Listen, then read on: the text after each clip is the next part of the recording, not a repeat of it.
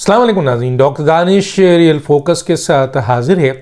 पंजाब की सूरत हाल बड़ी दिलचस्प है। तो एक तरफ इमरान खान और परवेज़ इलाही के दरमियान शदीद नफ़रतों का इजहार हो रहा है। मैं आपको बता दूं, सामने तो ये बातें आपको आ रही हों, लेकिन अंदरूनी खाना जब हमारी इत्तलात है वो ये कि परवेज़ इलाही और इमरान खान एक दूसरे के लिए शदीद नफ़रत इस वक्त रख रहे हैं, एक दूसरे के बारे में जो उनके शदीद तहफ़्फ़ुज़ात हैं।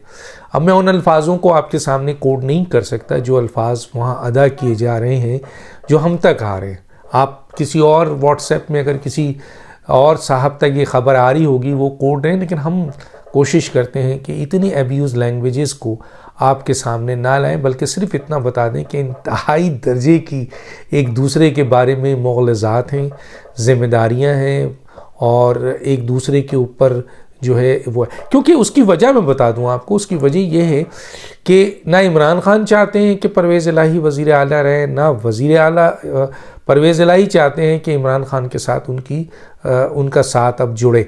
देखिए, एक बात तो मैं आपको पहले भी बता चुका हूँ कि परवेज़ इलाही इस्टेब्लिशमेंट से बहुत करीब रहना चाहते हैं। उनकी पूरी सियासत इस्टेब्लिशमेंट के करीब रही है।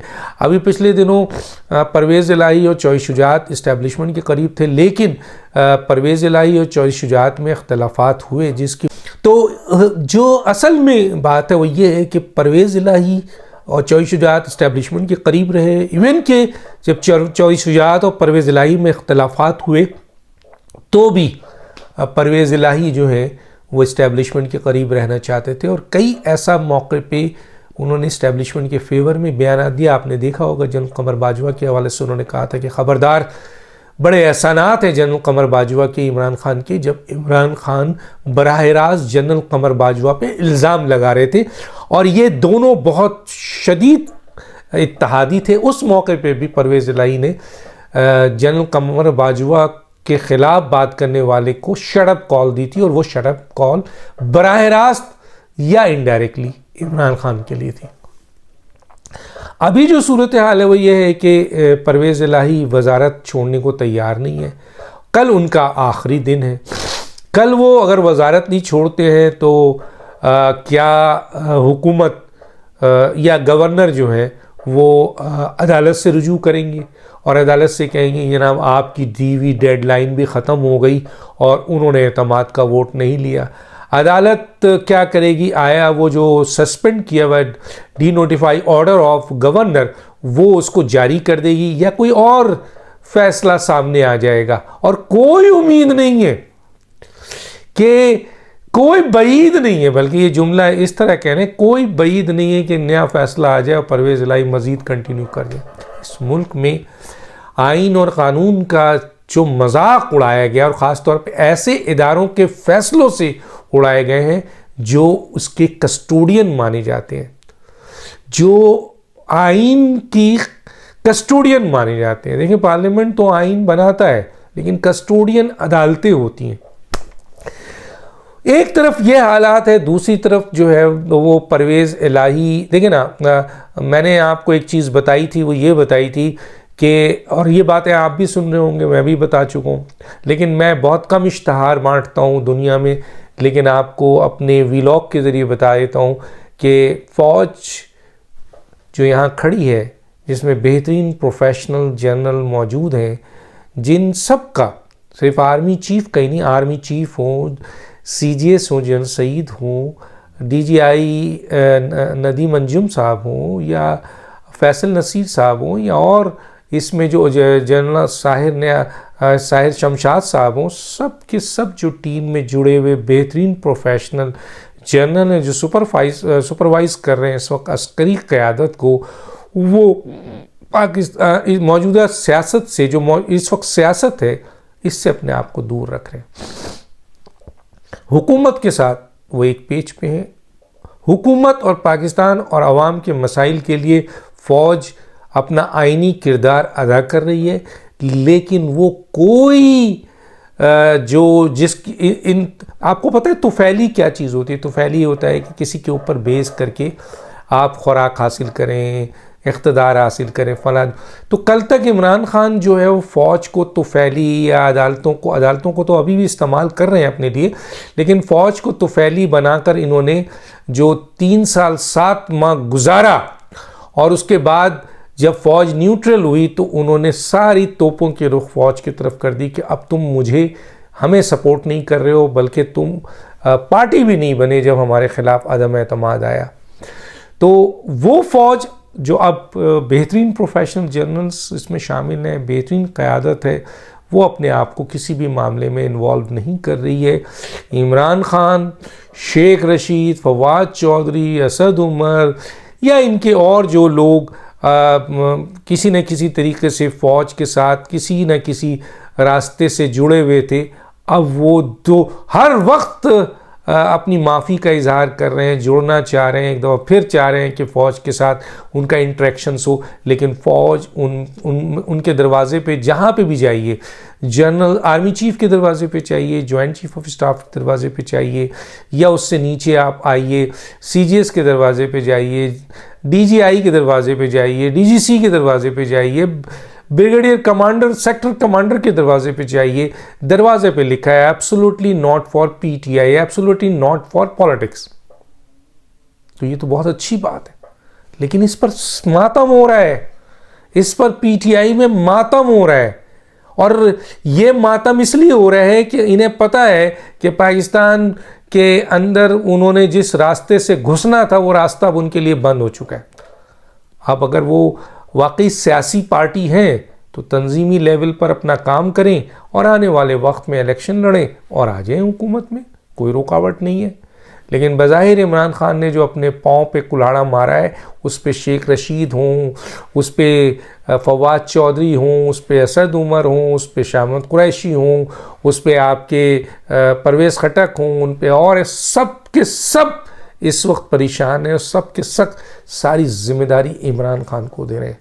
आप यकीन मानिए अगर इन लोगों को ये एहसास हो जाए कि PTI इमरान के बग़ैर जो लोग यूथियाज़ हैं, जो इमरान के लिए पागल हैं, अगर ये यूथियाज़ संभल जाएं और PTI से मोहब्बत करें तो ये जो नाम मैंने लिए हैं ये सब के सब इमरान को उठाकर समुंदर गर्क कर दें, क्योंकि इन सब के पॉइंट ऑफ व्यू एक ही है कि इस शख्स ने अपनी अना अकड़ में PTI जैसी ऑर्गेनाइजेशन को, PTI जैसी तंजीम को तबाह और बर्बाद कर दिया है और तमाम स्टेक होल्डर जो पाकिस्तान के हैं उनसे लड़ाई लड़ ली है। और आने वाले वक्त में जो अदालत है उसमें आने वाले वक्त में अगस्त में 2023 में जनरल काजी फाइज ईसा आ रहे हैं, जो इन तमाम सियासत को भी समझते हैं, हुकूमत को भी समझते हैं, अपोजिशन को भी समझते हैं, ये तमाम खेल उन्होंने देखा हुआ है।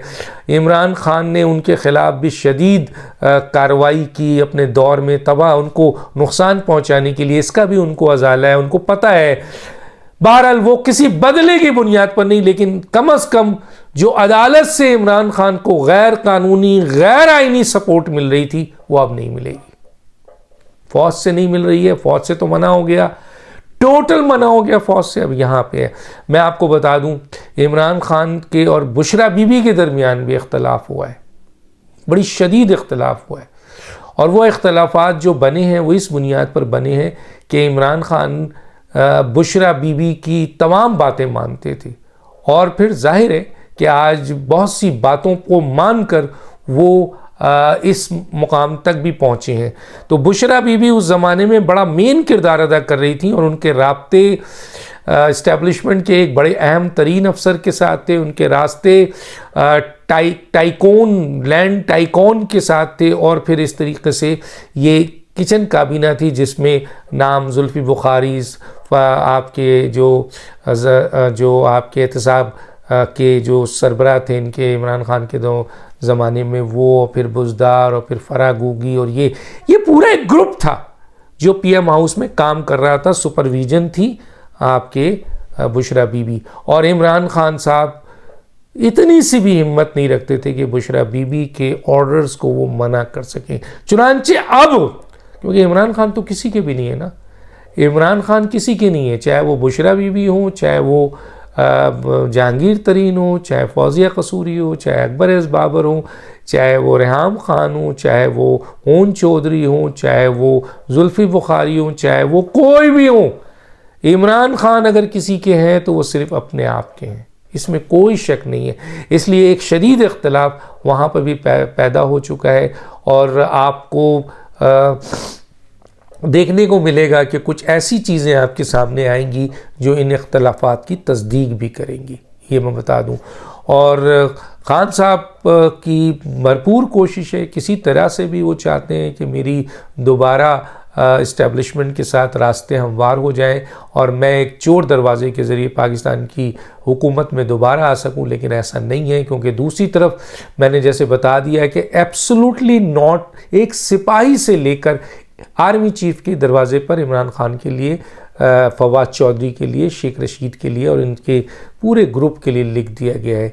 और दूसरी तरफ हुकूमत भरपूर मेहनत कर रही है, कोशिश कर रही है। देखिए ब्लूमबर्ग ने भी एक बता दिया कि जी डिफ़ॉल्ट पाकिस्तान कहीं से नहीं होने वाला है, और ये बातें जो भी की जा रही थी वो इमरान खान और उनके हल्के की तरफ से की जा रही थी पाकिस्तान को तबाह और बर्बाद करने के लिए। और दूसरी तरफ आप देखें कि जी जो कॉन्फ्रेंस हुई है सैलाब ज़दगान की, उसमें तकरीबन $11 बिलियन हुकूमत को मिले हैं, और ये बहुत बड़ी रकम है। इससे हुकूमत को बहुत तक़वियत मिलेगी। और इसके अलावा सुना है कि सऊदी अरब जो है वो $10 बिलियन इन्वेस्टमेंट कर रहा है, और जो उसने रिज़र्व रखा हुआ है उसमें इंक्रीज़ करके 5 बिलियन वो मज़ीद और बढ़ा रहा है। इसी तरह चाइना इंक्रीज़ कर रहा है। अभी यूएई विज़िट है जहाँ से आपको एक खुशखबरी मिलेगी। चुनांचे पाकिस्तान एक ऐसा मुल्क है जो एटमी ताकत है और ये इस्लामी दुनिया की मान है। तो जो लोग पाकिस्तान से मोहब्बत करते हैं और इस खित्ते में जो पाकिस्तान की पोजीशन है स्ट्रेटेजिक, ना चाइना चाहेगा, ना सऊदीया चाहेगा, ना यूएई चाहेगा, ना और दूसरे ममालिक चाहेंगे कि पाकिस्तान को नुकसान पहुँचे और वो डिफ़ॉल्ट की तरफ चाहे। हाँ, इवन कि अमेरिका भी नहीं चाहेगा, लेकिन जो चाहेगा वो इंडिया चाहेगा, और जो चाह रहे हैं वो इमरान खान चाह रहे हैं कि किसी तरह से पाकिस्तान डिफ़ॉल्ट हो जाए, नाउज़ुबिल्लाह। लेकिन अल्लाह जिसको रखे उसको कौन चखे। बहरहाल ये लड़ाई बहुत शदीद हो गई है, परवेज़ इलाही फटने वाले हैं। देखिएगा आप, जिस दिन इनके और इनके जो इत्तेहाद है और परवेज़ इलाही वजारत से उतरते हैं, उसके बाद परवेज़ इलाही के आप जुमले सुनिएगा। और इमरान खान ने जिस तरह जनरल कमर बाजवा, जितने एहसानात जनरल कमर बाजवा के और फैज़ हमीद के इमरान खान पे किसी के नहीं है, इतने एतमाद किसी के भी नहीं है, लेकिन उन्होंने फैज़ हमीद को भी और जनरल कमर बाजवा को जो निशाना बनाया है, तो फिर परवेज़ इलाही की क्या हैसियत रह जाती है। बहुत जल्द आपको बहुत सी नई चीज़ें मिलेंगी। डॉक्टर दानिश को याद दीजिए। अल्लाह हाफ़िज़।